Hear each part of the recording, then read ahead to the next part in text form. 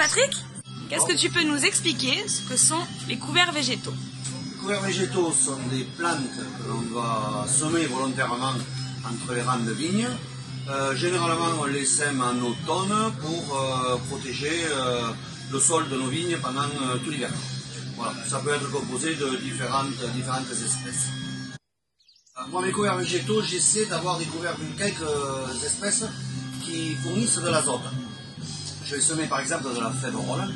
Cette plante capte l'azote de l'air pour la stocker dans ses racines. Quand elle meurt, quand les racines meurent, elle relargue l'azote dans le sol. Et ensuite, je sème plutôt des graminées qui, elles, vont avoir un effet un peu plus travailleur, on va dire, des premiers centimètres du sol.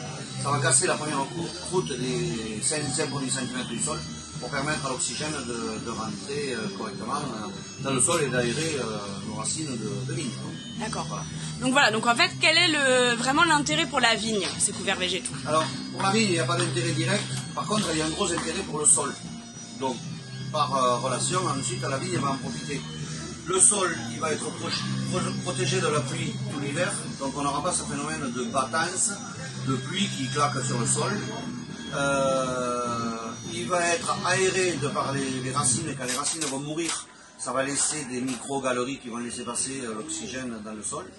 Et un sol couvert ne subit pas de ravinement, de ruissellement, c'est-à-dire que l'eau rentre dans le sol par les racines tranquillement, elle ne peut pas prendre de vitesse, donc elle percole dans le sol comme le ferait de l'eau dans un filtre à café.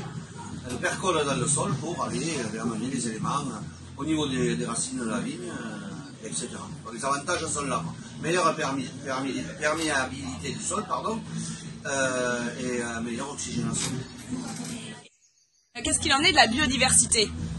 La biodiversité se développe beaucoup parce que le fait de laisser des couverts végétaux, des plantes sans arrêt sur le sol, il faut que le sol soit sans arrêt couvert.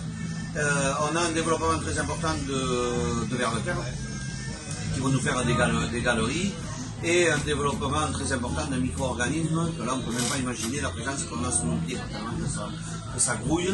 Et il y a une chaîne alimentaire au niveau du sol qui se met en place et puis voilà, ça travaille. J'ai l'habitude de dire un petit peu que le sol de nos forêts, quand on marche dans les forêts, le sol est souple et on n'a jamais vu quelqu'un pêcher ou travailler le sol d'une forêt. On ne travaille pas le sol d'une forêt et la forêt s'enrichit toute seule de par ses feuilles, de par ses micro-organismes.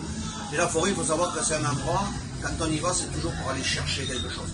On va chercher du bois, on va chercher des champignons, on ne lui apporte jamais rien à la forêt. Donc elle se débrouille toute seule. Donc est-ce qu'il ne serait pas judicieux de vouloir copier un petit peu ce modèle? Moi, le modèle de la forêt. Le modèle de la forêt, je pense que si. Eh bien, très bien. Merci. De rien.